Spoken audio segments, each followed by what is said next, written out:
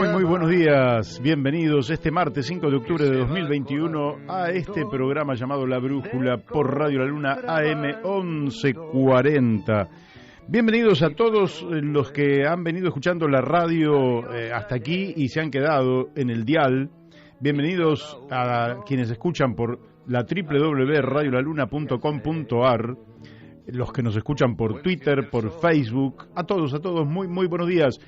Este martes 5 de octubre estamos haciendo el programa 338 en un día realmente espectacular, un día que nos dice que la temperatura actual es de 23 grados, tenemos cero probabilidad de lluvias, el día está espectacular, una humedad del 35%, vientos a 21 kilómetros por hora, un día tan espléndido que quedarse bajo techo y entre cuatro paredes a esta hora, solo que tengo una obligación, un deber, como yo, por ejemplo, que estoy aquí en el estudio de la radio y por tanto estoy imposibilitado de ver lo luminoso de este día de hoy, de este martes, así que disfrútelo de punta a punta, vale la pena. Y mientras tanto, ¿qué hace? Mientras tanto, bueno, hará la comida, viajará, estará trabajando, no haga mucho ruido, le pido, para que pueda escuchar este programa que viene más que interesante.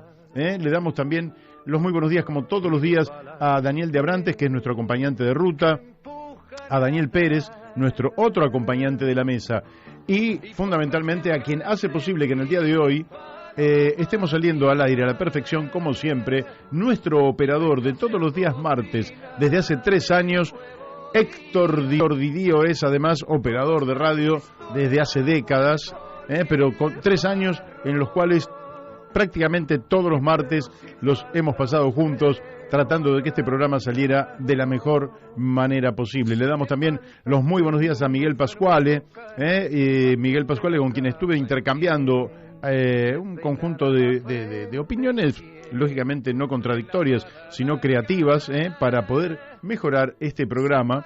Hace pocos minutos le damos también los muy buenos días a Florencia Videberry, que es la que realiza los flyers de difusión del programa, a la doctora Mónica Colunga, muy buenos días doctora Mónica Colunga, allí en Corrientes, que hace posible que esto salga a través de Radio Fénix FM 92.1 MHz, también a Gustavo Figini, que hace lo propio en Uspallata, Mendoza, a través de Radio La Paquita FM 88.9 MHz. Le damos los muy buenos días también a nuestro amigo de la Cámara de Comercio, Industria y Servicios de AEDO, Hernán, que nos dice en un flyer donde ponen las efemérides que hoy 5 de octubre es el cumpleaños del partido de Morón. Nosotros estamos aquí en El Palomar, que es una de las localidades, junto con Villa Sarmiento, con Aedo, Morón y Castelar, que conforman el Morón actual.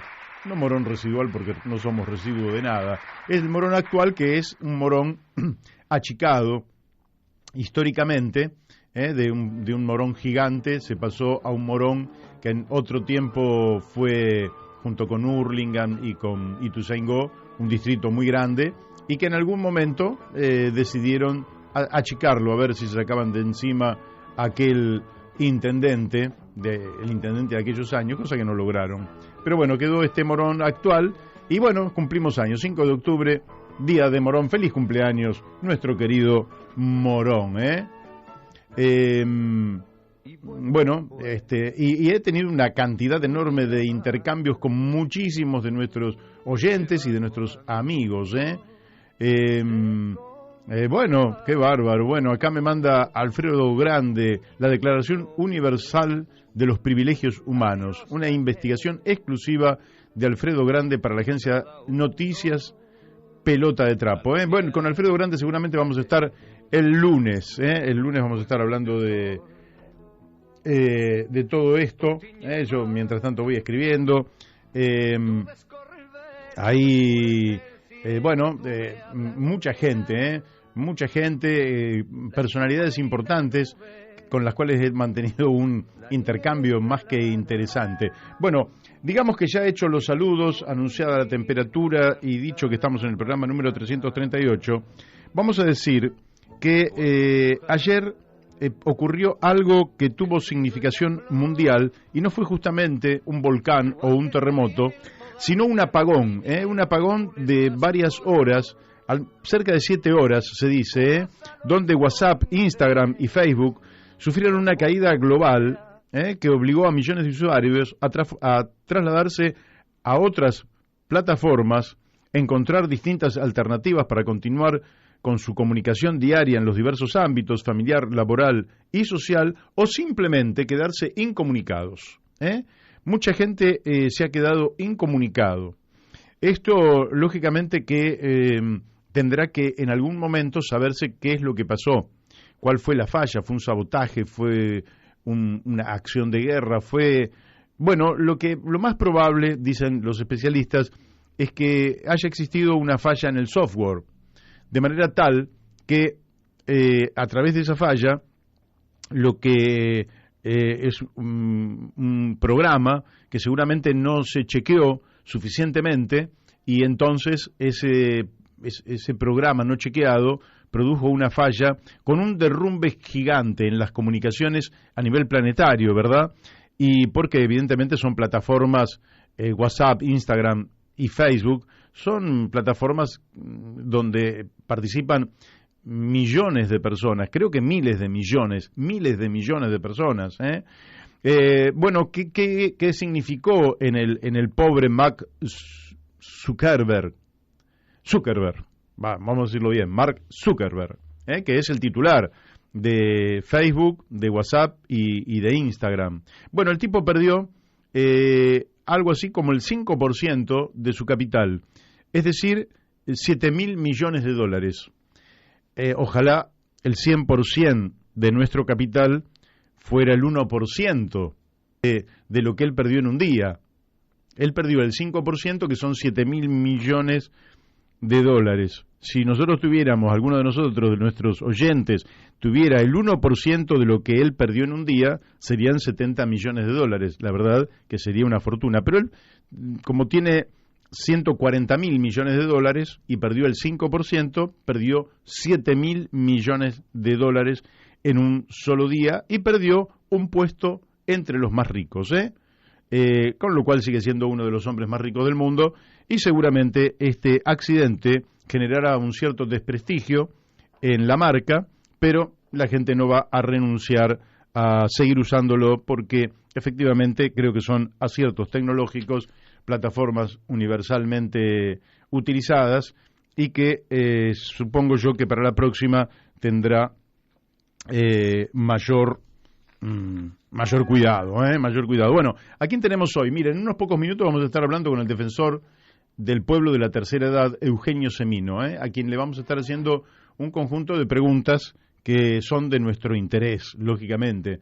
En la segunda hora lo teníamos planificado a Martín Calos, pero por un error de mi parte, a ver si no va a estar Martín Calos, así que lo vamos a tener la semana que viene a las 13 horas, en el mismo horario, y de manera tal que voy a estar hablando en la segunda hora sobre el ingreso básico universal y la importancia del tema, no comprendido en general por nuestra dirigencia política y lógicamente comprendido sí por algunas personas que se han tomado el trabajo de entender que allí hay un punto de inflexión si queremos sacar a la Argentina de la crisis profunda y de la etapa de decadencia en la que está.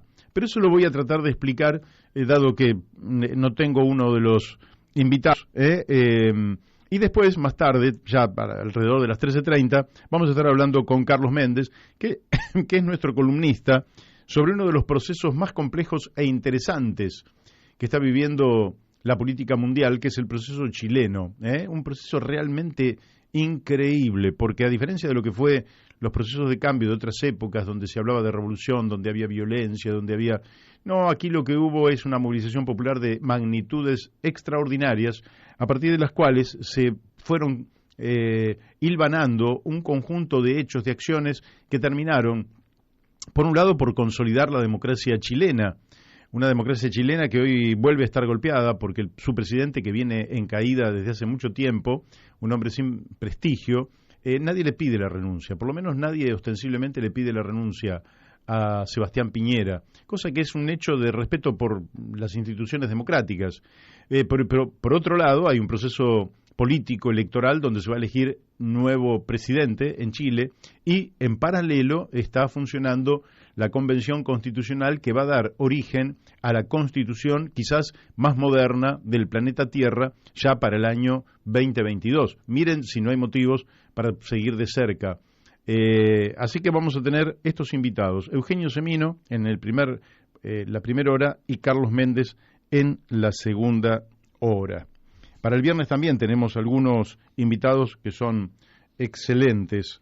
Bueno, yo les voy a volver a reiterar la convocatoria que se está haciendo para hoy a las 12 horas en el Obelisco, pero bueno, quien pueda escucharnos y no esté tan lejos sabe que la marcha recién se va a hacer la concentración alrededor de las 13 horas en el Obelisco y de ahí van a Plaza de Mayo. ¿Por qué es esta convocatoria? Esta convocatoria la hacen autoconvocatoria sobre la deuda, blogspot.com, es una autoconvocatoria por la suspensión del pago e investigación de la deuda y este martes 5 de octubre le decimos fuera al FMI, nos reunimos a las 12 horas en el Obelisco para marchar hacia Plaza de Mayo. No pagamos, dice la consigna, no pagamos lo que no debemos, y hacemos una movilización. Esa movilización, además también, yo no les voy a decir los lugares y las horas porque no tiene gollete, porque en realidad no estamos llegando a todo el país a través de la antena, pero también se realiza esta convocatoria en Córdoba, en Jujuy, en Mar del Plata, en Rosario, en Salta y Tucumán. Aquí, en Buenos Aires, no pagamos lo que no debemos, es hoy a las 12 horas una marcha del Obelisco a Plaza de Mayo, con la consigna también fuera FMI. Bueno, así que les he pasado, después veremos a ver cómo ha ido esa marcha. Bueno, también hay un acampe virtual por la justicia ecológica. Martes 5 de octubre a las 17 horas. Y bueno, lo que hay que buscar es acampe por una justicia ecológica y la transmisión va a ser por Google Meet. Acampe virtual por una justicia ecológica. Lo busca y puede sumarse hoy a las 17 horas. Después seguimos también con otras invitaciones para el día de hoy, pero ya estamos en contacto con el defensor del pueblo de la tercera edad, Eugenio Semino. Eugenio, buenos días. ¿Qué tal? Qué gusto poder saludarte. Un placer. Igualmente para mí. Además, nos conocemos desde hace tanto tiempo. Tanto como que éramos jóvenes cuando nos conocimos. Vos eras más joven. Yo tengo alguna juventud más acumulada. Claro, bueno. Este trayecto. Espero poder acumular la juventud con la riqueza con que lo has hecho vos y con la integridad con la cual has acumulado juventud. Así que eso es recíproco. Bueno, te agradezco. Bueno, mira, yo sé que ustedes hacen, no sé con qué periodicidad, un cálculo de la canasta básica de los jubilados. Esa es la primera pregunta. ¿En cuánto está la canasta básica de los jubilados?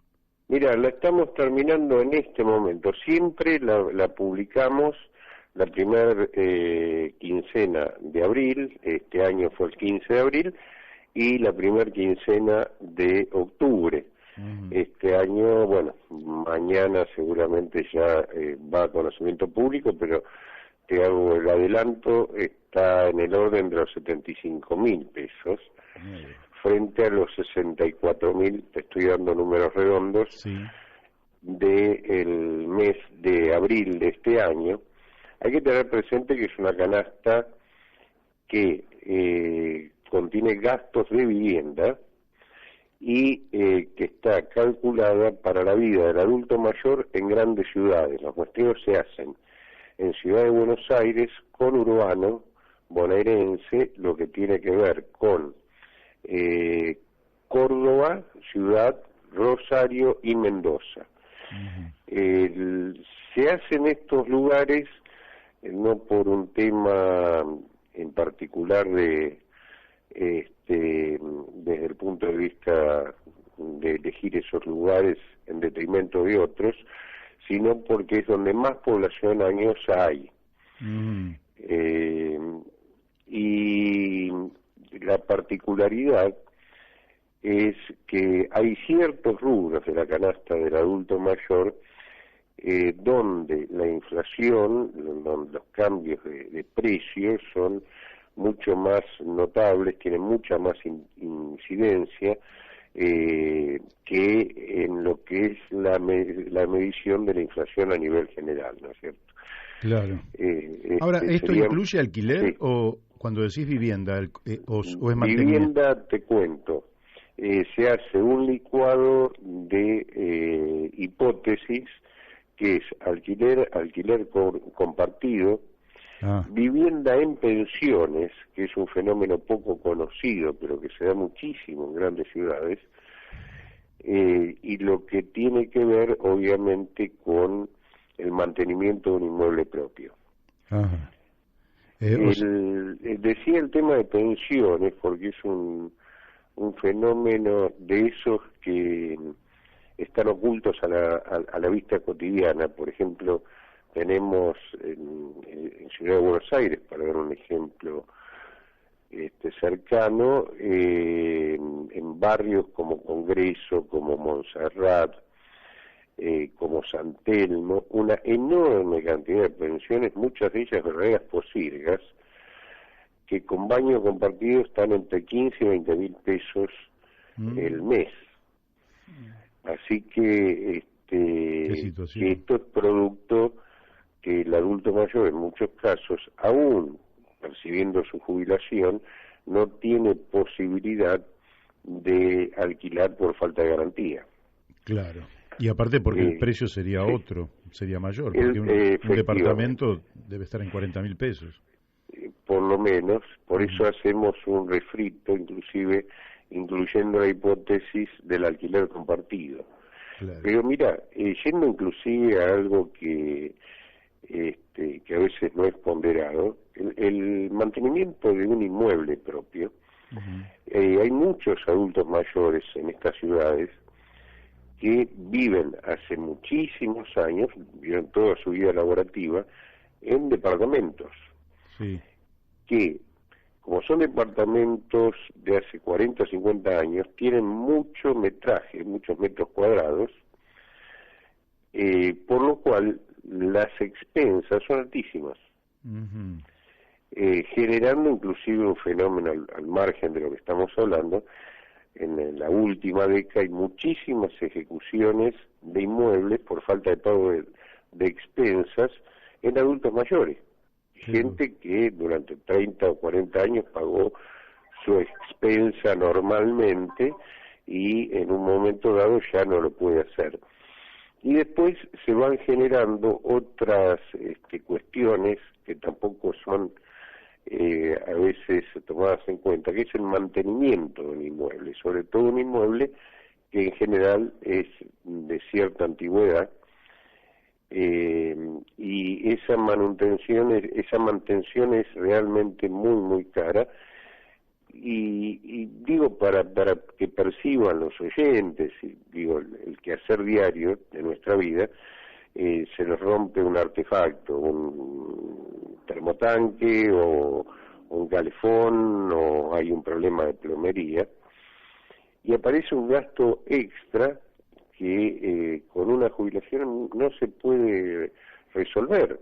Seguro. Es más, está el fenómeno que a veces se piden créditos ANSES, nosotros llamamos desde hace muchos años esto, créditos famélicos, porque son créditos, por ejemplo, de 10.000 pesos, que después terminan pagando en largas cuotas los jubilados para hacer un arreglo de estos a los cuales estoy aludiendo, ¿no es cierto?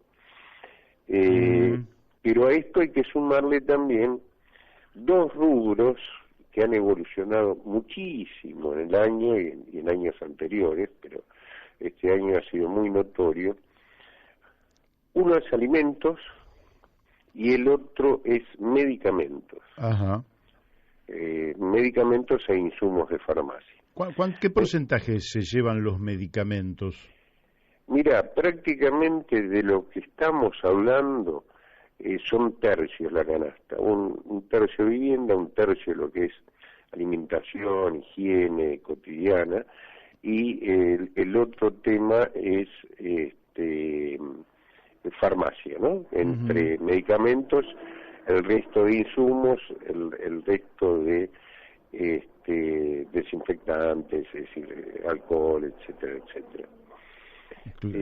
Claro, cuando vemos esto, vemos, por ejemplo, que el medicamento, y esto muy a tener en cuenta, porque a veces cuando hablamos, por ejemplo, el interanual de inflación de agosto a agosto, que es la última medición que tenemos, siempre tratamos de tomar para estas cosas INDEC, que es lo más indubitado que tenemos, ¿no es cierto? Sí. De agosto a agosto la inflación a nivel general del acumulado es 51% más o menos. En el mismo periodo, medicamentos es el 73%. Y en el adulto mayor, en la canasta del adulto mayor, tiene una tasa de uso no solo más alta, sino constante. ¿Por qué? Porque son medicación para enfermedades crónicas. Nosotros en esta medición tomamos 4 medicamentos con descuento de PAMI,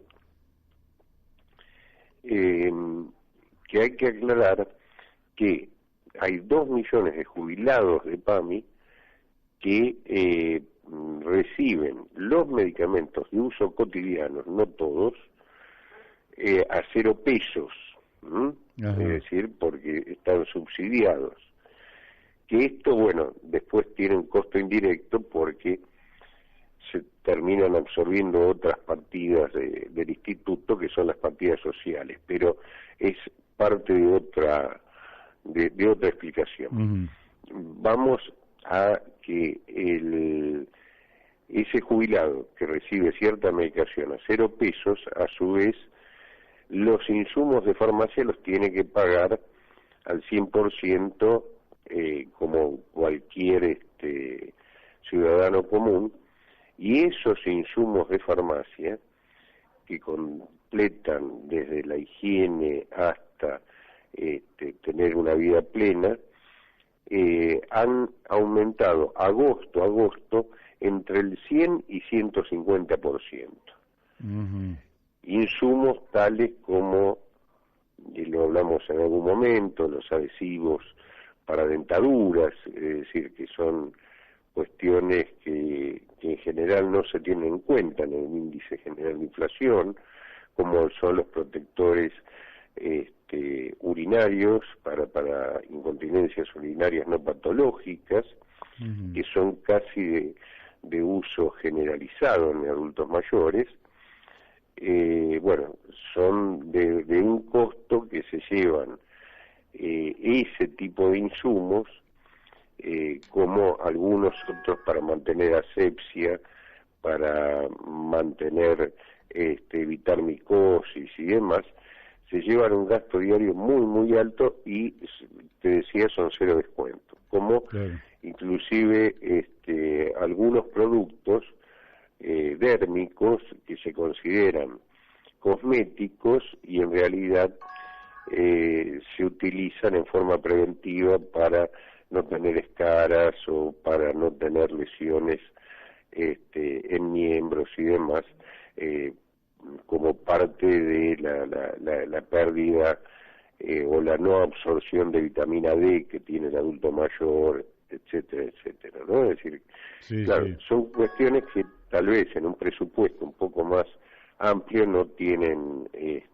peso, sí lo tienen en el adulto mayor. Y en la comida, en alimentos, ahí tenemos un problema muy serio porque, como siempre lo recalco,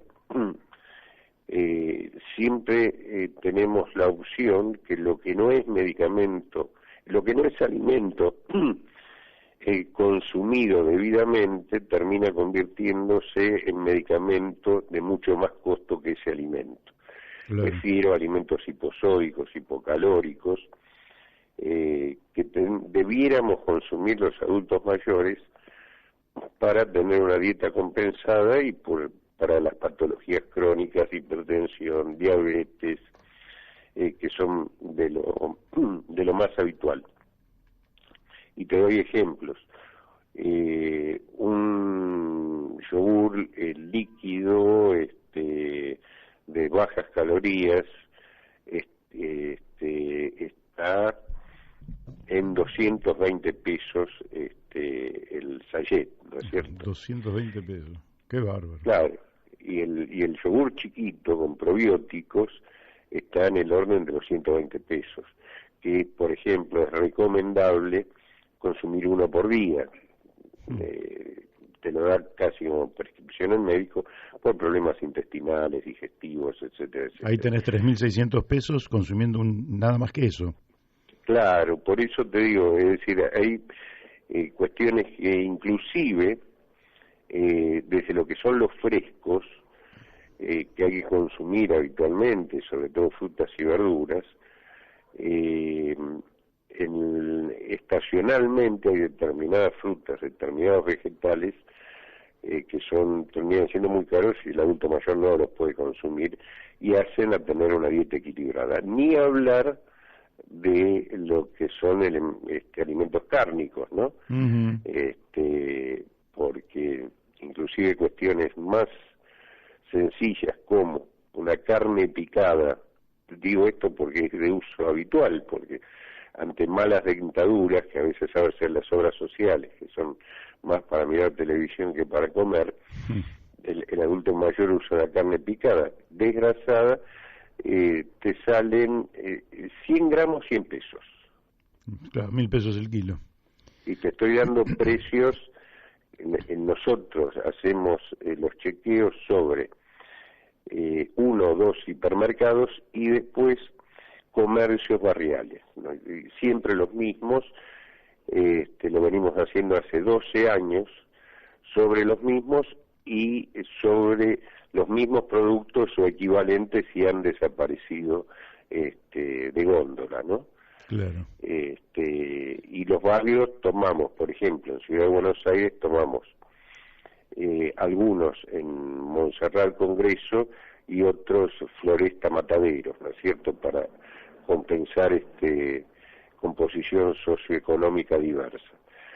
Pero bueno, es una realidad muy muy cruda porque el adulto mayor come lo que puede y como te decía antes, esto redunda en un gasto del Estado, de la obra social, mucho más alto en medicación, uh-huh, más allá de la condición humana donde la enfermedad dinamita ese equilibrio en términos de lo biológico, de lo psíquico y también de la vida social, ¿no? Claro, claramente. Bueno, quiere decir que estás en una canasta de 75.000 y la jubilación mínima que está en 26. 25.900. Bueno, pongamos 26 redondeando. Sí, no llega al 40% de lo que sería la canasta. Exactamente. Por lo cual, lo que te encontrás con otro fenómeno que también es para algún momento poder desarrollar, que es el trabajo en negro o el trabajo esclavo del adulto mayor, tampoco visibilizado en su real dimensión, ¿no es cierto? Porque en general, y hace un chequeo, por ejemplo, de un fenómeno relativamente nuevo, que tiene que ver con la caída de la clase media. Muchos taxistas han convertido, por ejemplo, se jubilaban, tenían un ahorro, compraban un taxi para que lo labure un tercero. Sí. Y tener una pequeña ayuda para... Bueno, hoy lo están manejando ellos. Es decir, a una edad donde no deberían estar haciéndolo. Sí, están... Porque manejar un taxi con 70 años... Sí, ni te hablo de los remises clandestinos y demás, quienes vivimos cerca de Matanza o de provincias, yo estoy en Matadero a 10 cuadras, Se utiliza mucho.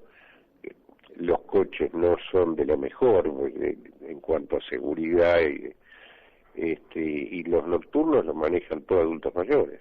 Qué bárbaro.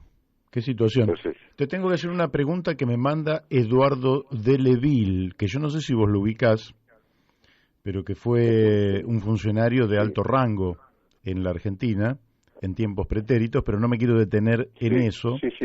¿Lo ubicás? Sí. Él dice, bueno, que te pregunte, me pide, ¿por qué el ANSES no le da bola a los fallos de la Seguridad Social y no se promueve por parte de el organismo que vos presidís acciones criminales contra sus funcionarios? Mirá, denuncias penales tenemos por incumplimiento. Recordemos que las sentencias se deben pagar una vez firmes, dice la ley, en 120 días hábiles. Uh-huh. Esto no ocurre. En Argentina no ocurre con esta administración ni con las anteriores. Por lo cual hay desde imposición de astreintes para el responsable de ANSES de cada momento hasta denuncias penales pilas que no han sido nunca cumplidas, inclusive más allá que el Estado argentino se comprometió en el año 2004 ante la Comisión Interamericana de Derechos Humanos de cumplir con estas sentencias, de no apelar conforme ya hubiera antecedentes a nivel de los tribunales superiores. Bueno, sigue pasando y se siguen dilatando los términos y terminan, después de haber pasado 5 o 6 años de juicio, con lo que tiene que ver con la ejecución de sentencia, que por ahí te lleva un par de años más. Desgraciadamente, te aclaro algo sobre sentencias, y para nuestro amigo oyente también, que para el presupuesto 2022, en el rubro sentencias, recordemos que hay un rubro del presupuesto que se adjudica una partida exclusivamente para pago de sentencias de ANSES. Uh-huh. Este año fue de 80.000 millones de pesos, 81.000 millones de pesos, el año próximo es de 90.000 millones de pesos. Por lo cual, cuando vos haces el ajuste por inflación, hay una pérdida de alrededor de un 30 al 35% en menos respecto a lo que se va a pagar el año que viene en cuanto a sentencias. Por lo cual hicimos una presentación que está en la Comisión de Presupuesto del Congreso para precisamente evitar que, ya que se están pagando mal, encima se paguen menos. Así que esperemos que esto sea tenido en cuenta y se pueda reparar, ¿no es cierto? Bueno, te paso la segunda de Eduardo Deleville y después sigo con las mías. Sí. O sea, mientras tengas tiempo.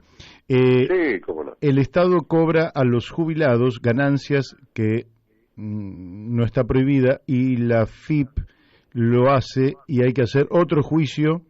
¿Y qué ocurre en este sentido? Mira, esto inclusive cuando se trató últimamente el tema de el mínimo no imponible en ganancias para haberes, yo lo planteé directamente en la Comisión de Presupuestos de Diputados, porque directamente al jubilado no se le debe cobrar ganancias conforme los fallos que ya hubo. Tenemos el fallo García, que fue el primero, el fallo Godoy, es decir, de la Corte, donde ya la propia Corte ha dicho que el descuento de ganancias es inconstitucional en jubilados. Bueno, esto no se lo tuvo en cuenta en el Congreso y se aumentó el mínimo no imponible como a los trabajadores activos. Es más, la razón por cual decreta la inconstitucionalidad la Corte es porque sostiene que hay una doble imposición. Esa persona, si la jubilación es un haber diferido, un salario diferido, esa persona, en cualquier caso, ya tuvo la imposición durante su vida activa, es decir, claro, le vuelven a cobrar como jubilado. Por otra parte, es una maldad notoria del Estado argentino, porque quienes están pagando ganancias no llegan a 200.000 de los 7 millones de jubilados, por lo cual no es un problema que va a mover la recaudación. La recaudación para nada, ¿no? Es parte de un abuso y maltrato innecesario que se mantiene, aclaro, a través de todas las administraciones. Claro. Ahora voy al tema del achatamiento de la pirámide jubilatoria. Sí. Conforme los 75.000 pesos que vos estás anticipando, digamos, como conclusión de un haber mínimo que cubre necesidades básicas, ningún lujo, una persona que cobra, digamos, 100.000 pesos, es como si fuera un privilegiado en el régimen actual. ¿Se está desde esta administración volviendo a insistir con el achatamiento de la pirámide? Sí, que precisamente ese achatamiento se dio en marzo del 2020. En marzo del 2020, donde se había suspendido la aplicación de la ley de movilidad, que había dado malos resultados en 18 y 19, se volvió a cometer una iatrogenia con ese tema, que se llamó un aumento solidario, ¿no? Porque ahí las mínimas eran de 14.000 pesos y recibieron el incremento que ya correspondía por la ley suspendida del 11.56%, más 1.500 pesos que llegó al 12.9 aproximadamente, las mínimas, las de 14.000. Pero a partir de 18.000 pesos, que ya se suponía que tenían que ser solidarios con los de 14, los índices fueron decrecientes. Entonces ya no fue el 11.56, sino que ya en 18 fue, no recuerdo exactamente, pero alrededor del 11%, y así en forma decreciente hasta llegar a las más altas. Ahí el tope eran 100.000 pesos, el tope jubilatorio, hasta llegar a las más altas que llegaron al 3.7. Por lo cual, ese achatamiento, que ya generó una enorme litigiosidad, lo que fue haciendo es que el que percibió el 3.7 o el 5 o el 8, quedó relegado y hoy tiene que demandar por vía judicial lo que se le va adeudando acumulativamente en los sucesivos meses. Ahora, esto pasó con el caso Badaro también. Ahora, la pregunta es una pregunta de perogrullo. Ahora, si yo me ahorro 100 pesos con el almacenero, pero el almacenero después me va a hacer un juicio por esos 100 pesos, y yo no solo le voy a tener que pagar los 100 pesos, sino todos los gastos, ¿no es para el Estado finalmente una jugada inútil? Sí, pero ya es una conducta, porque el Estado termina pagando tarde, mal, y siempre otra administración es la que queda clavada. No hay una proyección en términos de continuidad de políticas. Entonces, vos fijate que en el caso Badaro, y te hago números groseros, había alrededor de 2 millones de jubilados que quedaron en esa situación, que eran los que habían quedado congelados en más de 1.000 pesos, demandaron, y sí le pido perdón a los oyentes, hago números redondos, 500.000 cobraron por juicios, que duraron años, 500.000 cobraron con una quita significativa por reparación histórica, y 1 millón se murió. Claro, mira, claro. O sea que el ahorro del Estado está en la muerte de sus ciudadanos. Sí, es un sistema que por eso no es viable, y lo que aspiramos nosotros, e insisto, con todas las administraciones en todos los momentos políticos, en la necesidad de debatir esto. No puede haber un sistema que se supone compensado, porque hay gente que se muere sin gozar de su derecho, y hay otra gente que vive sufriendo a partir de no cubrir sus necesidades básicas, porque esto es no considerar sujetos de derecho, no considerar a la previsión como una extensión de la vida laborativa, es decir, más allá de los malos manejos de quienes administraron el Estado durante los últimos 30, 40 años, el trabajador aportó durante esos 30, 40 años. Por lo cual el Estado no se los cuidó, y a su vez hoy no tenemos posibilidad. A ver, el Fondo de Garantía y Sustentabilidad hoy son papeles, son títulos del Estado. Claro. ANSES le prestó al Estado y sabemos que son pagarés incobrables. Tema 2. Lo que se recauda, tenemos 40% de trabajo en negro, que es la mitad de la recaudación.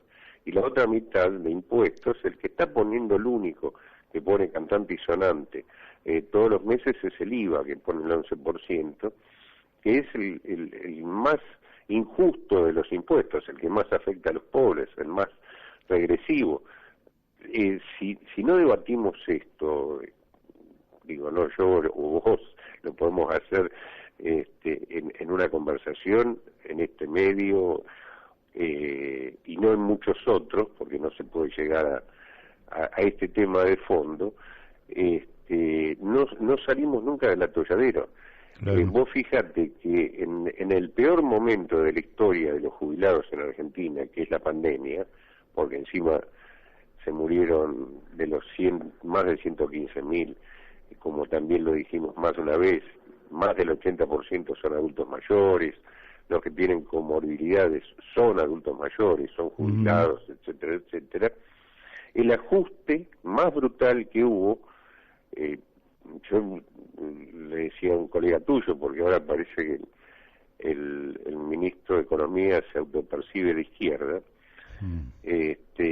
me parece que es una autopercepción errónea por parte de él, y bueno, allá él en Colombia, pero el ajuste fue brutalmente sobre uno de los sectores más frágiles, que fue el de los jubilados, ¿no?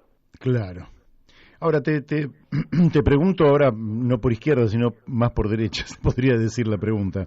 Sí, lo digo simbólicamente. Sí, yo esto también lo digo con cierta picardía, pero ¿qué pensás en el tema de la modificación de la edad jubilatoria? Mira, la edad jubilatoria es una de las variables a las cuales hay que discutir, pero dentro de un contexto. No dice nada la edad jubilatoria en sí misma. Si no discutimos esto que te decía previamente, o dentro del mismo contexto, el financiamiento. Claro. Sobre todo cuando Argentina es uno de los países que menos envejeció en Latinoamérica en los últimos 30 años. Nosotros envejecimos a la tasa mundial, que fueron 5 años, hoy tenemos una expectativa de 76 años, teníamos 71 hace 25 años, mientras que Latinoamérica, que no, por otra razón, no había llegado al último tramo de la transición demográfica, envejecieron los países entre 8 y 12 años. Nos alcanzaron países como, nosotros estamos en el 7º puesto, y nos alcanzaron países que estaban muy por debajo nuestro, que por ejemplo que son Ecuador y Perú, que hoy están en el mismo rango, y nos han pasado muchos otros como México, Costa Rica, Panamá, que estaban también por debajo. Nosotros éramos el segundo país más envejecido después de Uruguay, y hoy el país más envejecido con 80.3 de expectativa de vida es Chile, que antes era cuarto. Por lo cual, como ves, no es el tema esencial. Ahora, siempre si hablas solo de la edad, cuestión que se discutió mucho en los 90, en fines de los 80 en los países escandinavos, al principio de los 90 en Europa, hay que tomarlo en relación a todo el sistema laboral, porque cuando vos aumentás la edad jubilatoria, lo que estás haciendo ocluyendo el ingreso del joven al mercado laboral formal, lo estás mandando al mercado negro. Claro. Pero por eso digo, hay que articular un debate con todas estas variables, claro, y no tomarlas aisladamente, ¿no? Yo te digo, sería esencial para esto y para mil cosas más, pero para esto, que es lo único que sé un poco, es que se pudieran reunir las fuerzas políticas, sindicales, y dar este debate con la presencia de actuarios que vayan generando escenarios a 10, 20, 30 años, que es como se piensa la seguridad social, y sobre todo, que es lo más difícil, cuando llegamos a escenarios de consenso, cómo se da la transición para llegar a ese escenario. Acá lo que vamos haciendo son poniendo curitas para una patología sistémica muy muy grave, y no resolvemos nada. Gastamos mucho con, le damos los bonos preelectorales. Le damos el bono en agosto, 6.000 pesos, ahora por ahí aparece otro que no apareció. Bueno, en realidad, para el jubilado es el agua entre los dedos, porque paga una expensa que tenía deudada o al almacenero, y vuelve a tener la misma situación, no lo sacás de la situación de postración que está, y para el sistema es mucha plata. Claro. Te hago la última pregunta porque el tiempo se nos ha ido. Por favor. El tema de las jubilaciones anticipadas, ¿cuántos serían más o menos los beneficiarios y qué impacto tendría sobre el sistema? Porque algunos dicen, el sistema está quebrado y encima le van a agregar jubilaciones anticipadas. No, es un universo muy chiquito. Es un programa que ya existió de 2005 a 2007, cuando estaba a cargo de ANSES Massa, se llamó PAD, que es Prestación Anticipada por Desempleo. Y ahora el universo se calcula entre 20 y 30.000, porque hay muchos limitantes para ingresar a ese programa. Primero, que tenés que estar sin ocupación y tener un ingreso registrado al 30 de junio de este año, no recibir ningún otro subsidio por parte de entidad del Estado, tenés que tener un socio económico, es decir, bienes que sean acordes con el sistema, no tenés que tener bienes materiales que no lo justifiquen, y por eso te digo, va achicando ese universo. Para la gente que lo recibe es muy positivo, porque más allá del 80% de lo que pudiera corresponder a su jubilación que le dan por esos 4 años, le proveen de obra social, que es el PAMI, y le da derecho a pensión al conviviente. Pero es muy muy acotado. Y el costo fiscal, que fue lo que siempre se esgrimió para que no llegara al recinto, hubo 2 proyectos activos hasta ahora en la Cámara, uno de la diputada Terada y el otro de la diputada Tundi, inclusive intentó sacarlo cuando fue presidenta de la Comisión de Seguridad Social. No llegaban al recinto porque se oponía presupuesto por el tema del costo fiscal, que ahora ese debate se borró con los milagros electorales. Debiera haber elecciones cada 3 meses en Argentina para mejorar la situación de los jubilados. Muy bueno.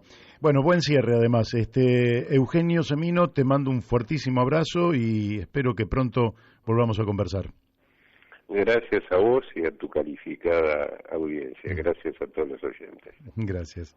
Bueno, ustedes lo han escuchado, con muchísima claridad, el defensor del pueblo de la tercera edad, realmente una persona que ha cumplido con su misión, que lo viene cumpliendo desde hace muchísimos años, y que bueno, que contrasta con la ausencia de defensor del pueblo en el orden nacional, porque Eugenio tiene visibilidad, trabaja intensamente, cumple su misión, que es defender a los adultos mayores, a los jubilados y pensionados, y bueno, por eso para nosotros es un verdadero gustazo poder charlar con él tan extensamente y abarcar tantos temas, cosa que muchas veces uno lo tiene que escuchar un par de minutos por la televisión, pero con los tiempos de la televisión esto no se puede hacer. Aquí, en La Brújula, sí lo podemos hacer.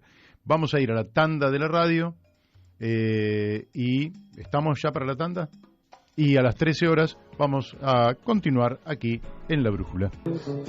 Bueno, seguimos aquí en La Brújula, y bueno, dos envíos que tengo, uno de la diputada mandato cumplido Alicia Castro, que hay hoy, martes 5 de octubre a las 19 horas, la Universidad Nacional de Lanús, Departamento de Planificación y Políticas Públicas, Seminario Abierto, Batalla Cultural y Redes Sociales, con la licenciada Nora Merlín y el ingeniero Ariel Garbaz,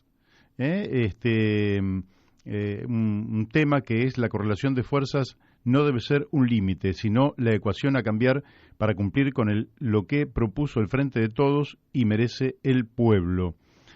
Bueno, ¿quiénes van a participar? Alicia Castro y Amado Vudú. Tuve un intercambio con Alicia Castro muy interesante, pero como fue un intercambio por WhatsApp, no voy a decir las cosas que intercambiamos, pero le dije que iba a dar a conocer esto que es hoy, martes, a las 19 horas, organizado por la Universidad Nacional de Lanús. Así que seguramente lo puede encontrar si usted quiere saber por qué dicen que la correlación de fuerzas no debe ser un límite, sino la ecuación a cambiar para cumplir con lo que propuso el Frente de Todos y merece el pueblo. Mi opinión personal es que el Frente de Todos no va a cumplir con las promesas electorales. Lo digo con todas las letras porque es lo que pienso y ojalá alguien me lo pueda rebatir, yo pueda estar equivocado, y ojalá la historia diga que el Frente de Todos va a cumplir con todo lo que ha prometido, pero mi punto de vista personal es que eso no va a suceder por múltiples razones que hoy no voy a tratar. Me manda Víctor de Genaro, también diputado nacional mandato cumplido, dice que este jueves a las 18 horas retomamos apuntes del proyecto de ley de prevención y reparación de daños laborales, por un nuevo sistema que privilegie la salud de las y los trabajadores y no el negocio de las ART. Las muertes por trabajo son un crimen. Con la presencia de Víctor de Genaro, fundador de la CTA, diputado nacional mandato cumplido, y Eduardo Aemendaburu, vicepresidente del Instituto de Salud Laboral y Medio Ambiente. Organiza CTA Autónoma Río Cuarto y está invitando a una reunión por Zoom, cuyas coordenadas no le puedo enviar, pero lo organiza la CTA Córdoba este jueves a las 18 horas, de manera que usted entra a CTA Córdoba y ahí le va a encontrar el Zoom. Bueno, pasé ya varios anuncios y ahora me gustaría detenerme un poquito en un fuerte debate que hay en la Argentina que tiene que ver con el sentido común, qué dice el sentido común y qué digo yo contra el sentido común. Porque no siempre es cierto lo que el primer sentido común nos indica. Si usted observa al Sol, va a observar cómo el Sol gira alrededor del planeta Tierra. Porque efectivamente, usted se levanta tempranito y va a ver que empieza el amanecer y va a ver que el sol empieza a aparecer, y va a medida que va acercándose el mediodía, va subiendo, llega al cenit, después se va entra por el oriente y se va por el occidente, y entra por el este y se va por el oeste, y después se va yendo, gira el sol alrededor de la Tierra. Eso es lo que nos dice el sentido común y lo que creyó la humanidad por milenios, porque eso es lo que se observaba. Y finalmente, ¿qué es lo que se descubrió? Que no era así, que era la Tierra la que giraba alrededor del Sol. Y que este efecto visual es porque al mismo tiempo el planeta Tierra gira alrededor de su eje. Y entonces cambiamos la cosmovisión a partir básicamente de Copérnico y todos los que después fueron convalidando esta mirada ya no geocéntrica, sino heliocéntrica, y eso nos fue dando una visión distinta de lo que ocurría, y descubrimos que en muchas áreas lo primero que vemos y lo que nos dice el sentido común no es efectivamente lo que realmente es. Entonces en la Argentina nos dicen todo el tiempo: hay que crecer, hay que crear empleos, hay que crear trabajo de calidad bien remunerada para terminar con la pobreza. Claro, es tan obvio que si yo creo 4 millones de empleos de 250.000 pesos, estoy resolviendo el problema de la pobreza en la Argentina, que también yo voto eso. Pero eso es una falacia. Es una falacia que se viene repitiendo desde hace ya demasiado tiempo como para que sigamos comprando lo que efectivamente no ocurre. Y voy a dejar lo que efectivamente ocurre para el final, si el tiempo me da y logro no aburrirlos. Pero voy a decir que lo que tiene que hacer la Argentina es distribuir la riqueza para después crecer y finalmente terminar rápido con la pobreza y ser generadores de gran riqueza.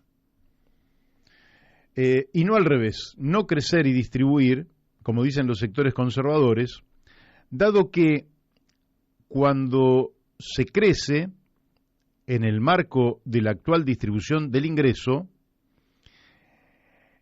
ese crecimiento se concentra. Y esa concentración de la riqueza, además de generar injusticia, la agrava. Primero, ¿por qué? Porque cuando se concentra la riqueza en los de arriba, el mercado interno se achica, porque los de abajo somos muchos más que los de arriba, y el mercado interno se hace con el mayor número de personas. De manera que cuando usted concentra la riqueza, achica el mercado interno. Luego, los que concentran la riqueza, dado que se achicó el mercado interno, no invierten el dinero. ¿Y qué hacen con ese dinero?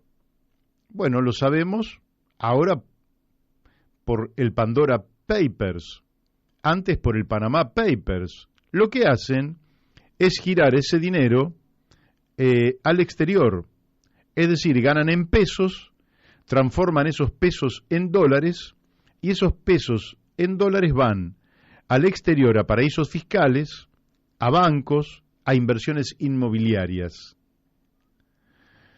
Entonces, reducen la inversión, ralentizan el crecimiento económico de la Argentina, lo hacen más lento, casi no hay crecimiento, está estancada la Argentina, hunden al pueblo en la pobreza, hunden a la Argentina en una espiral de decadencia, y el dinero termina fugado en el exterior, favoreciendo el crecimiento de otros países. Por eso, los que dicen que con la pobreza se termina con trabajo, dicen algo que está inclinado a decirnos que esperemos a que haya inversiones que creen trabajo, pero como esas inversiones que crean trabajo no llegan nunca por este círculo vicioso que les acabo de mencionar, dado que los que tienen que invertir son los que concentran la riqueza y que al concentrar la riqueza debilitan el mercado interno y al debilitar el mercado interno no invierten y fugan el dinero al exterior, este camino es el círculo vicioso que venimos recorriendo desde hace mucho tiempo, difundido básicamente por quienes justamente tienen en propiedad los grandes medios de comunicación a partir de los cuales nos dan esta cantinela de manera sistémica. Si uno le pregunta a una persona común cómo pretende salir de la pobreza, 9 de cada 10 le van a decir a través del trabajo. Y es cierto, es el camino correcto. El problema es que por el callejón sin salida por el que vamos, esa persona no va a poder resolver el problema de la pobreza ni ahora ni en el futuro. Usted me puede decir, Masitelli, usted está tratando uno de 100 problemas que tiene la Argentina. Efectivamente. Si queremos hilar más fino, yo le digo, tenemos 1000 problemas.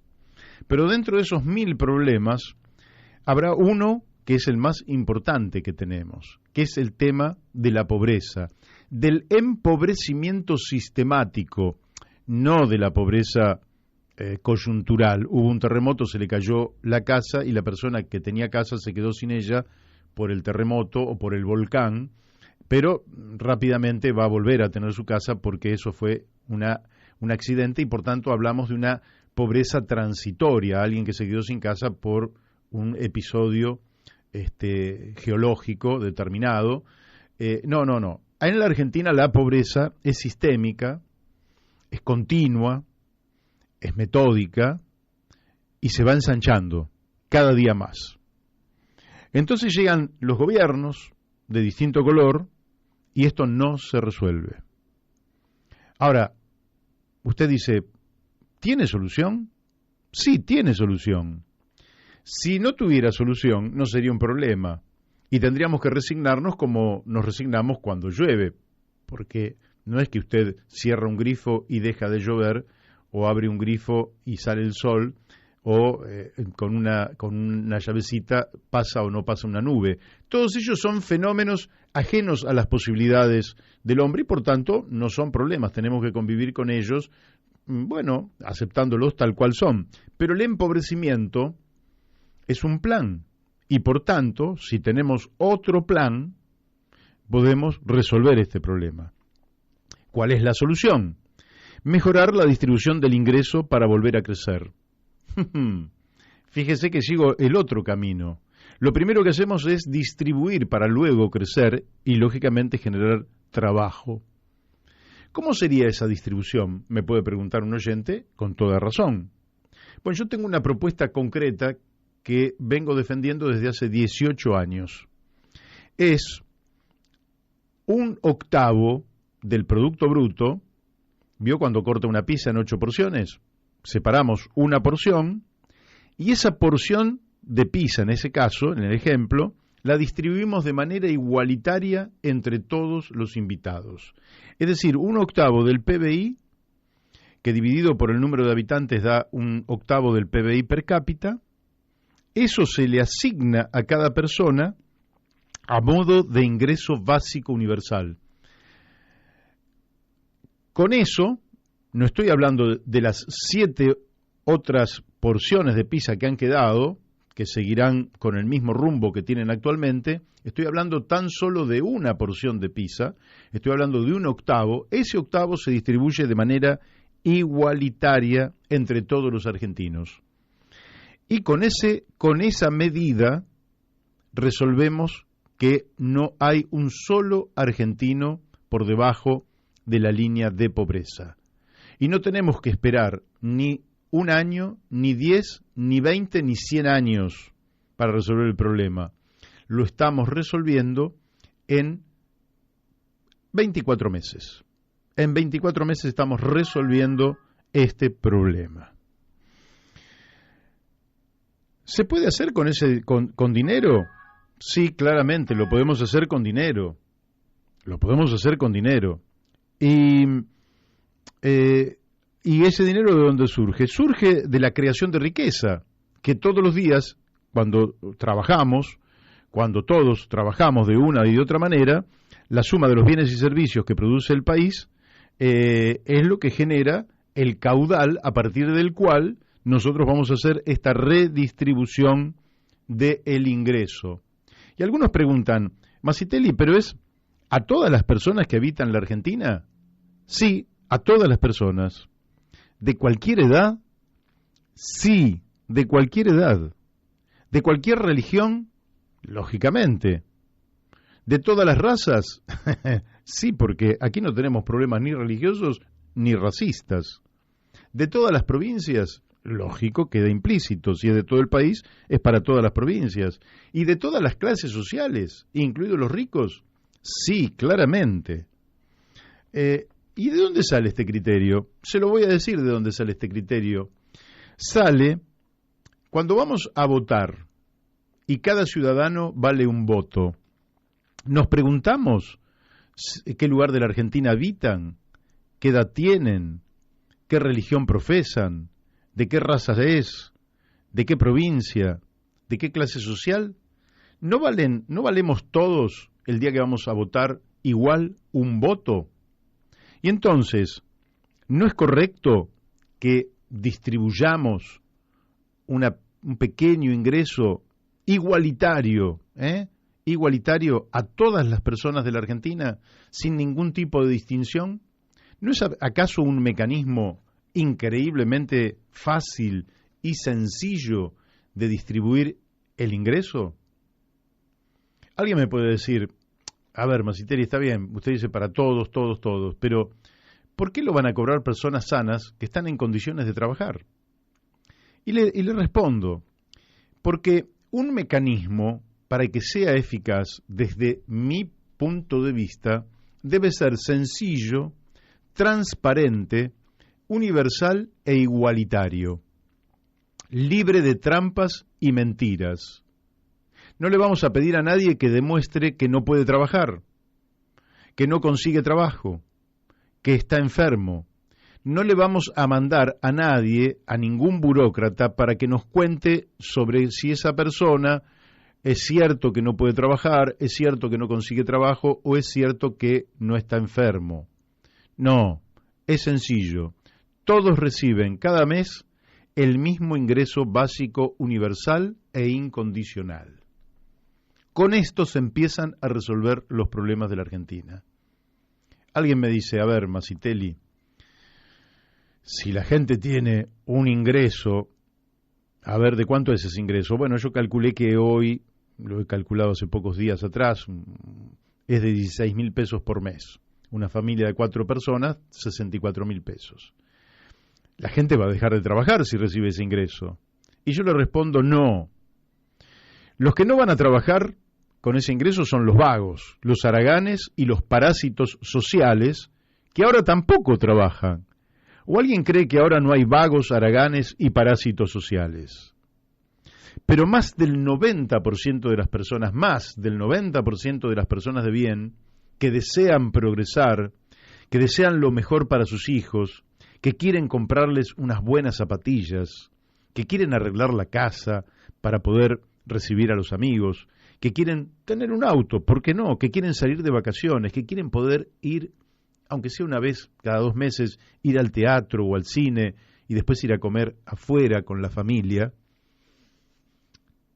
Todos, más del 90%, van a querer seguir trabajando, porque nadie puede vivir con apenas 64.000 pesos, que sería el ingreso básico universal en las condiciones actuales de existencia.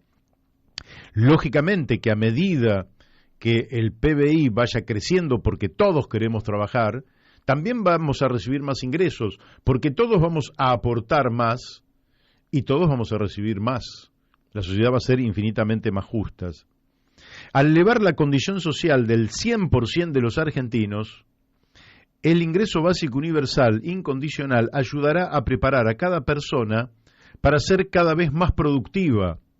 Está demostrado que los sectores y sociedades que pueden dedicar más tiempo a la preparación y capacitación de sus niños, de sus jóvenes y de sus adultos, aumentan la productividad, dado que son capaces de realizar trabajos cada vez más complejos.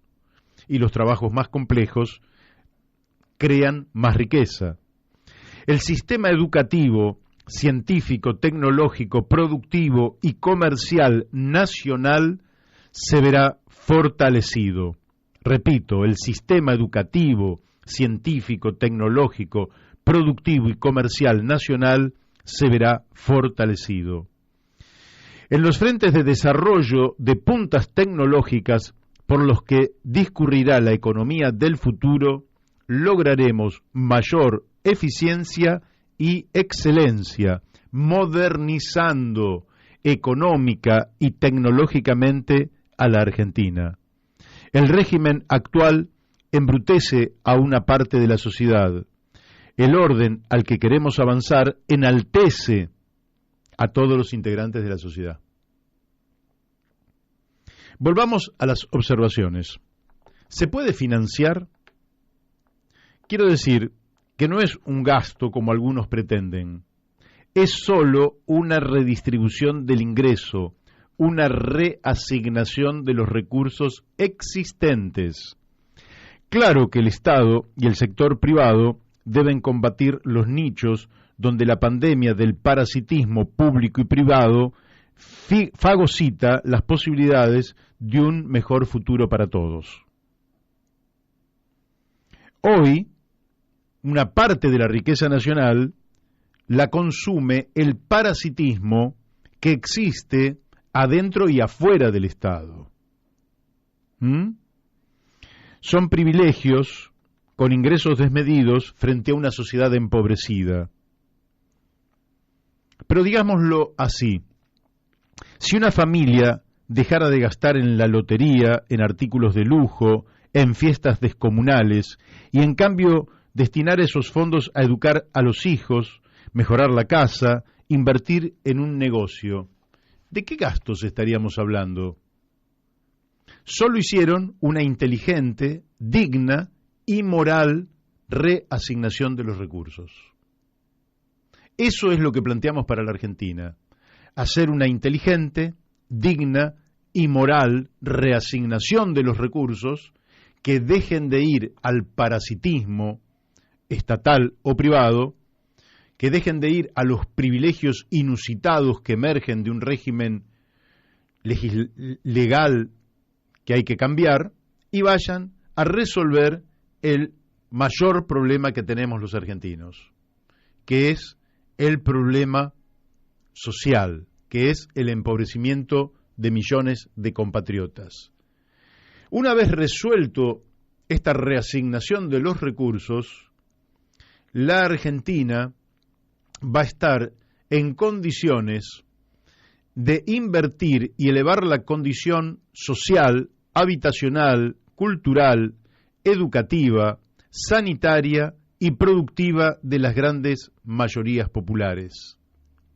Si estamos en condiciones, repito, de elevar la condición social, habitacional, cultural, sanitaria, educativa y productiva de las grandes mayorías populares, ¿no le parece que va a haber trabajo para millones y millones y millones de compatriotas? ¿No le parece que vamos a desatar una verdadera revolución productiva? La revolución productiva no va a provenir de concentrar la riqueza en los de arriba, porque ellos la fugan.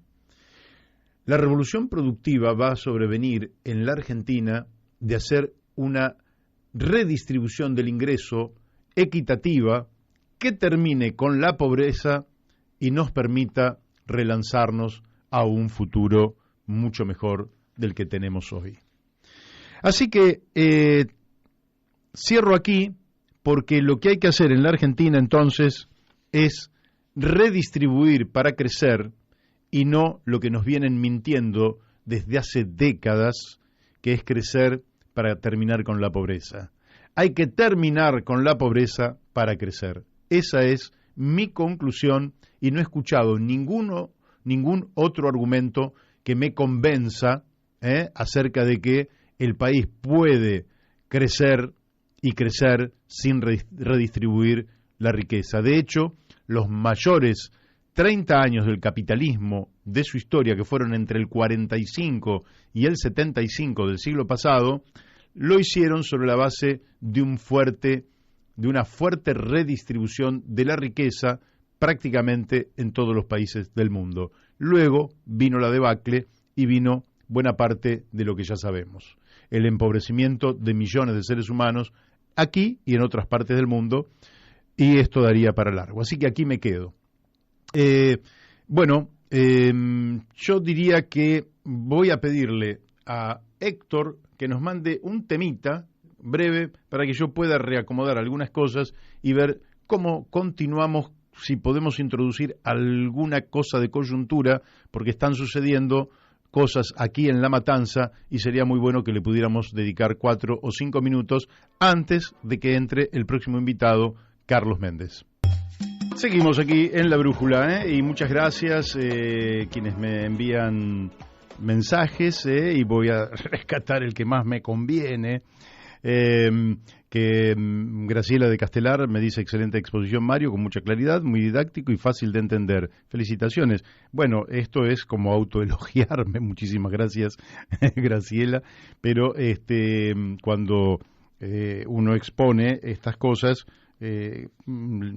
son un poquito complejas y trata de que sean perfectamente comprensibles. Porque siempre digo, cuando las cosas que se van a hacer no son comprensibles para el común de las personas, el Estado directamente no las tiene que hacer. El Estado tiene que funcionar sobre conceptos, estructuras y mecanismos absolutamente transparentes y comprensibles por la totalidad del pueblo. El Estado no puede ser una maquinaria tan engorrosa, burocrática, que se transforme en algo que nadie pueda entender de qué se trata, que es lo que yo creo que pasa con el Estado en la Argentina. Yo creo que si de buena fe le preguntáramos al presidente o a alguno de sus ministros, o a cualquier presidente anterior o a alguno de sus ministros, que nos hiciera una descripción global del Estado y sus funciones, veríamos que no lo podrían hacer porque es de una complejidad inusitada. Si ustedes observan cómo los organigramas de los gabinetes nacionales cómo se fueron moviendo a lo largo del tiempo, observarían que la propia dirección del Estado, que sería el Gabinete Nacional, que sería el sistema nervioso central de la Argentina, tiene mutaciones de tal magnitud que se hace incomprensible por qué motivo toma una forma u otra forma. No se entiende por qué hay 20 ministerios en la Argentina y por qué hubo hasta más de 20 o por qué habría menos.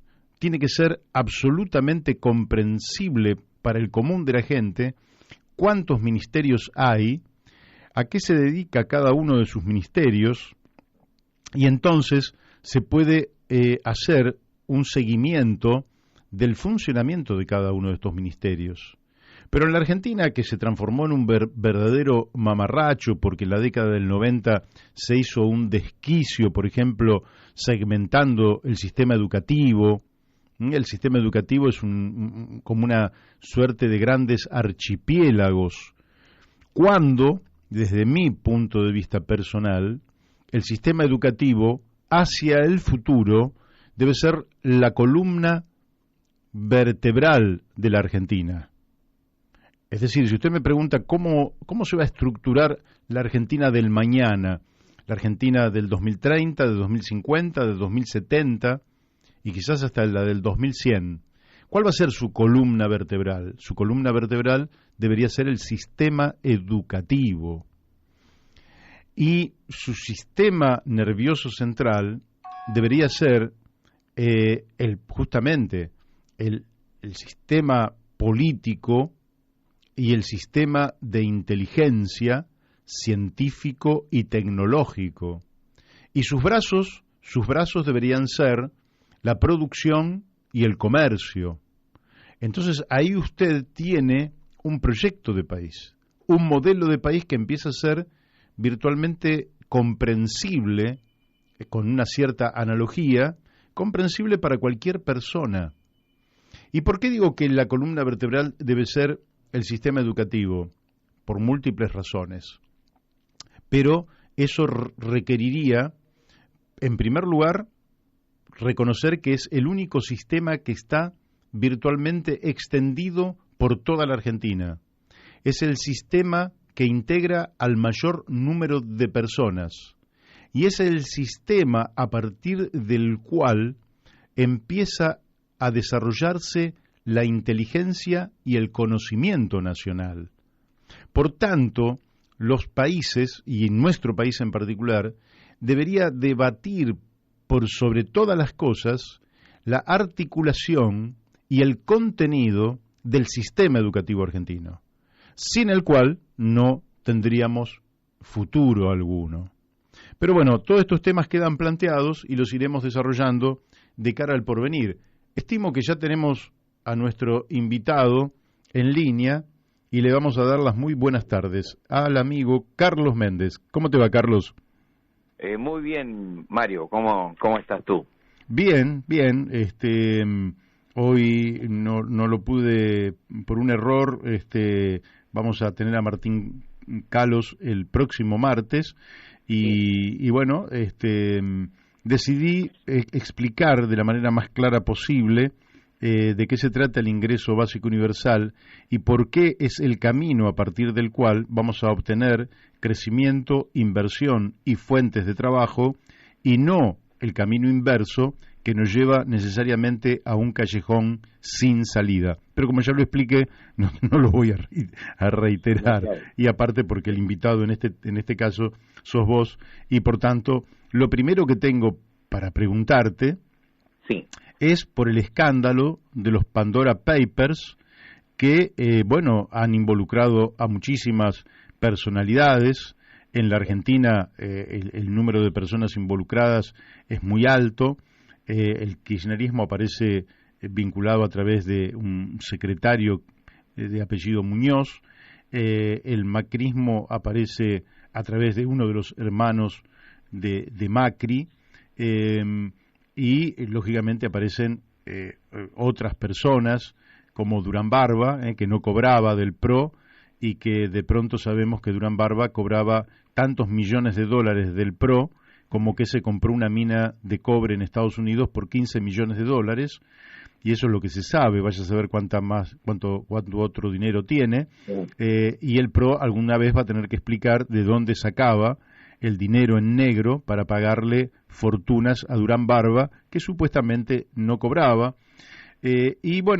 Acá hay otros también empresarios, incluso manchados por este escándalo, pero como nos estamos dedicando a Chile, no sé, la pregunta sería, ¿le hace a esta altura del momento político que vive Chile algo, una mancha más al Tigre de Piñera?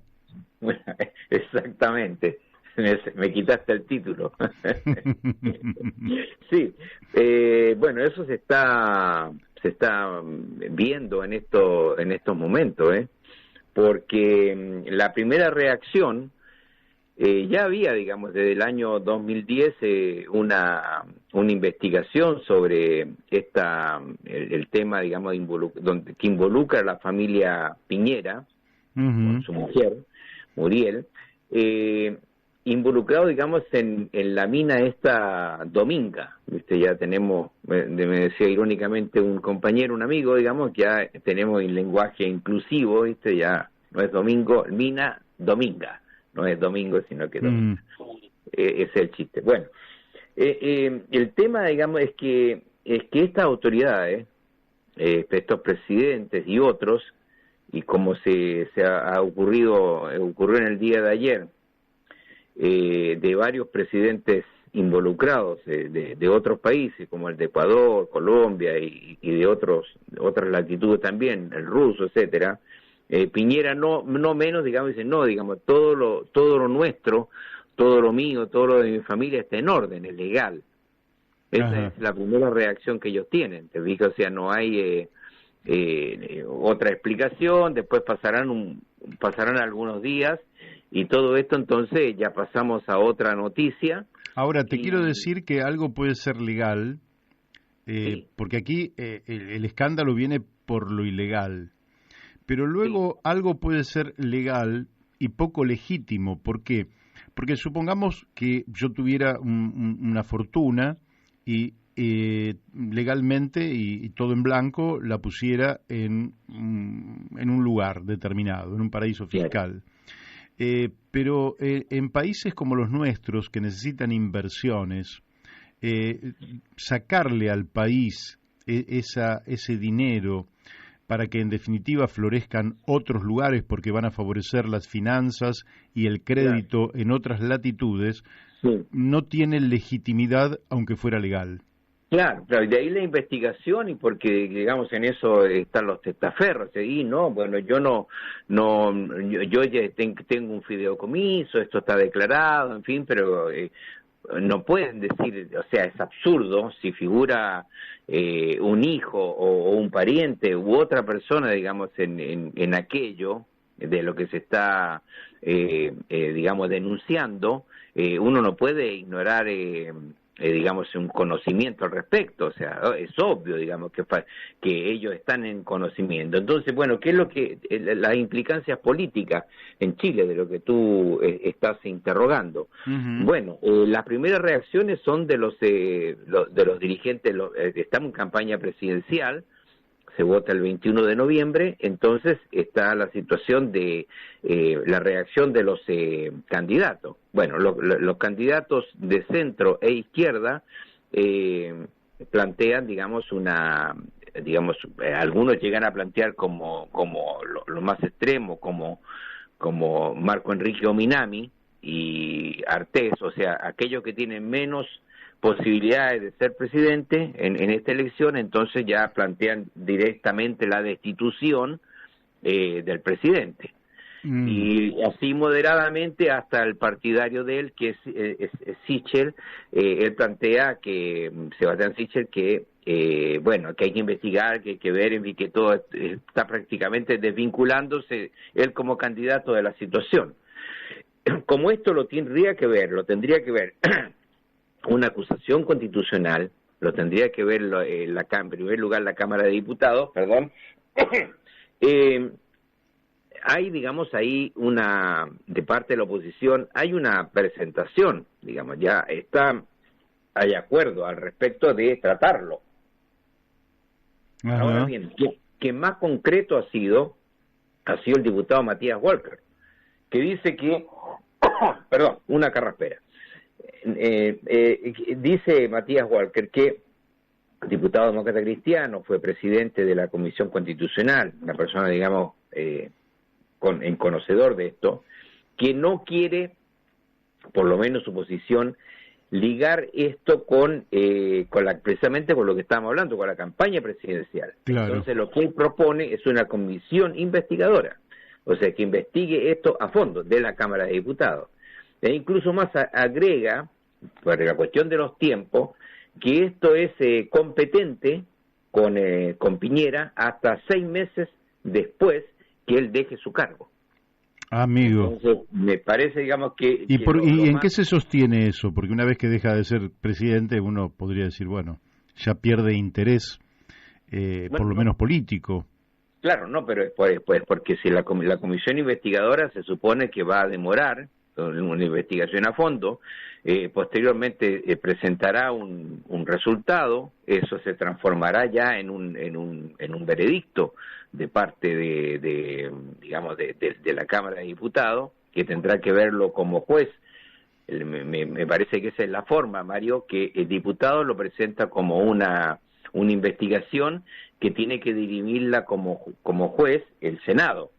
Claro. Entonces, esa es lo que tendría que, el régimen, digamos, que lo que permite, el trámite que lo permite la actual Constitución.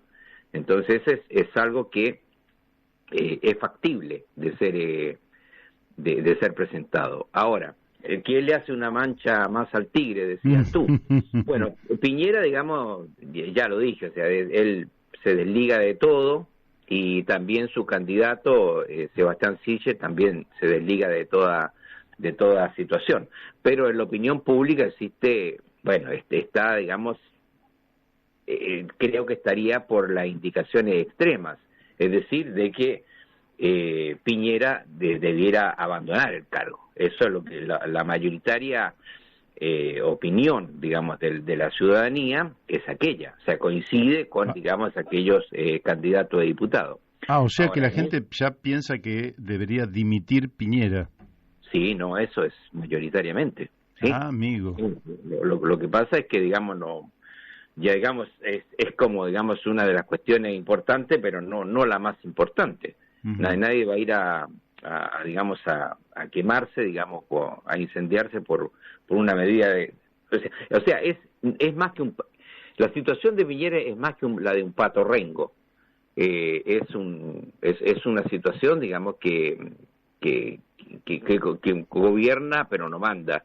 Claro, ahora, siempre como sabemos, las cosas tienen una formalidad y tienen una cuestión de fondo. La cuestión de fondo es que ya Piñera efectivamente es un pato en muletas, sin patas, podríamos decir. Sí.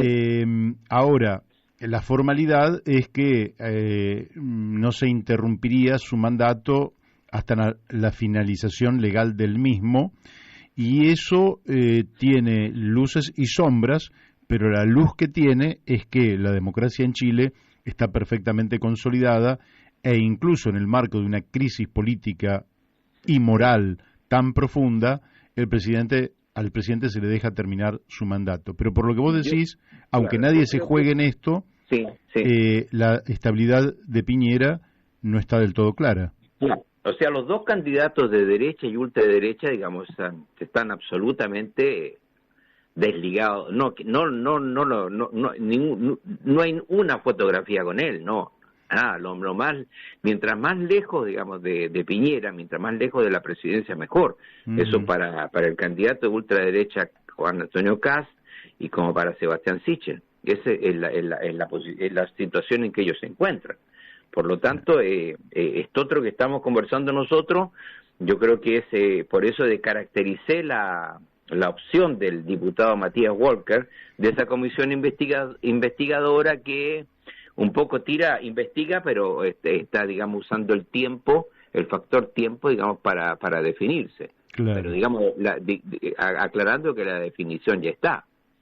Si fuera factible de que deje su mandato, bueno, también creo que en ese caso, digamos, lo que indica la Constitución, que en los últimos meses podría ser reemplazado por el vicepresidente, es decir, por el ministro del Interior, y si no lo tomara, entonces asumiría, digamos, la presidencia del Senado, la senadora Rincón. O sea, eso está garantizado, pero el desprestigio de él como autoridad, como presidente, como persona, no tiene ningún rédito, Mario. O sea, ni siquiera, digamos, el tema, digamos, sanitario. O sea, aquello que ha resultado exitoso, el tema vacunatorio, digamos, la caída de las infecciones, etcétera, ni siquiera eso lo beneficia, porque, o sea, quienes se beneficia es el ministro de Salud y la subsecretaria que lo acompaña, la doctora Daza. Entonces, no recibe ningún rédito. Él viajó por Europa hace poco, pero tiene que haberlo servido turísticamente. Se habrá sacado una foto con el rey, el presidente Sánchez, con el mandatario francés, lo italiano, etcétera. También lo recibió el Papa Francisco, pero si yo no te lo cuento, que esto ya pasó hace varias semanas, nadie se enteraría. ¿No es así? Claro, sí. Claro, pues, pero no hay, digamos, ningún rédito que vamos a decir, bueno, mira, inversiones, acuerdos, etcétera, no hay nada. Esa es la situación, digamos, de él como autoridad. Claro. Lo que habla muy mal de él, por supuesto. No hay iniciativa tampoco a nivel sudamericano que digamos lo beneficie. Todo lo contrario, la semana pasada comentábamos el tema de los migrantes, o más bien refugiados venezolanos, a los cuales él le ofreció ingreso, visita, y que, bueno, también le sirvió como un boomerang porque están siendo mal recibidos, digamos, en la frontera, en los servicios de migraciones, por el exceso en el fondo es el exceso de, digamos, de refugiados, y que el gobierno no ha colocado los instrumentos recepcionales como para que ellos sean atendidos con las medidas humanas, sanitarias, de acogida mínimas que se requieren en estos casos. Es decir, no es broma aquello de que en las ciudades nortinas de Chile, los venezolanos, fundamentalmente esas comunidades, están alojando, digamos, en plazas y vías públicas. Y provocando, digamos, la situación, digamos, de exceso con los locales, los nativos de dicha zona. Claro. Más aún este sábado que recién pasó, Mario, estos sectores nacionalistas, entre comillas, no sé si con Z o sin Z, realizaron nacionalmente una protesta, digamos, con características patrióticas, con banderita chilena, y con eslóganes tan absurdos y ridículos como que Chile se retire de Naciones Unidas. Repito, que Chile se retire de Naciones Unidas porque Naciones Unidas le impone obligaciones que tienen que ver específicamente con la recepción de migrantes. Son acuerdos que tanto Chile, Argentina como la mayoría de los países del mundo han firmado. Claro. Y entonces, digamos, quedar eximido de aquellas responsabilidades. Y hubieron manifestaciones el sábado 2 de octubre a mediodía en muchas ciudades del país, Santiago, Iquique, Antofagasta, Concepción, en fin,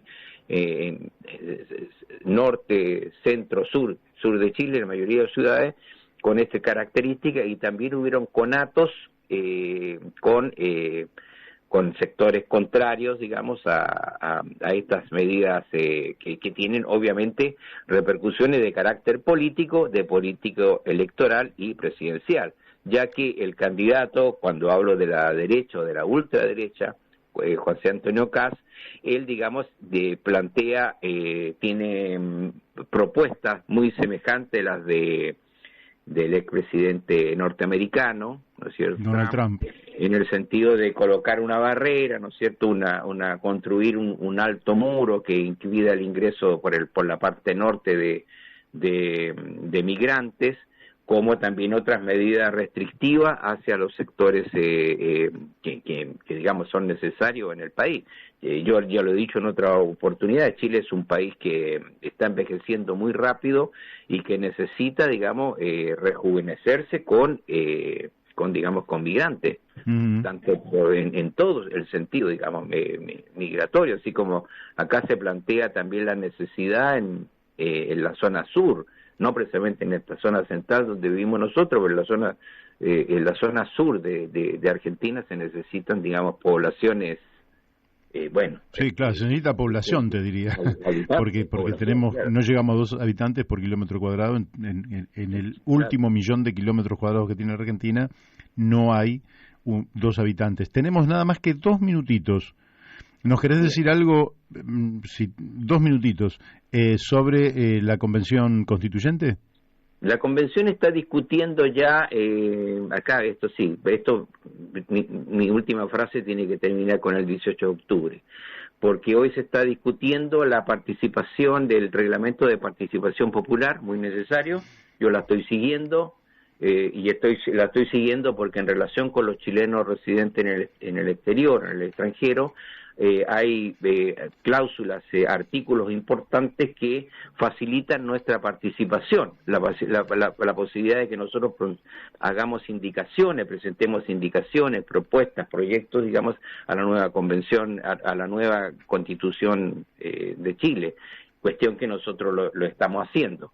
Y la próxima semana va a ser una semana territorial, una vez ya definido todo este tema reglamentario, entramos en tierra derecha en el día 18 de octubre, el lunes 18 de octubre, con la participación, digamos, de las 7 comisiones más importantes de carácter temático, que los iremos desarrollando, ¿no es cierto?, con las cuestiones de fondo, de nuevo sistema de gobierno, participación, los temas, digamos, de prioritarios de los derechos, ¿no es cierto?, de salud, educación, vivienda, jubilaciones, etcétera, toda esa cosa gruesa. Bien. Pero no es un pero, sino que digamos que coincide con el segundo aniversario del estallido social, que es el lunes 18 de octubre. Bien. Bueno, quiere decir que ese martes 19 de octubre vas a poder hacernos un excelente relato sobre lo que haya acontecido aquel lunes, del que faltan apenas 13 días. Carlos, te mandamos un fuertísimo abrazo y nos volvemos a encontrar el martes que viene. Otro abrazo para ti, Mario, y para los compañeros del estudio. Bien, bárbaro. Bueno, hemos hablado con Carlos Méndez, ustedes lo han escuchado, nosotros nos estamos despidiendo, le decimos a ustedes que, primero, nos estamos encontrando de nuevo aquí en Radio La Luna AM 1140 este viernes a las 17 horas, que empieza el fin de semana largo hasta el lunes, hasta el martes 8 a las 8 de la mañana. Y aquí, ahora, en AM 1140, quédese en Radio La Luna para escuchar España en el Recuerdo con Paco Rodríguez. Chau, hasta el viernes.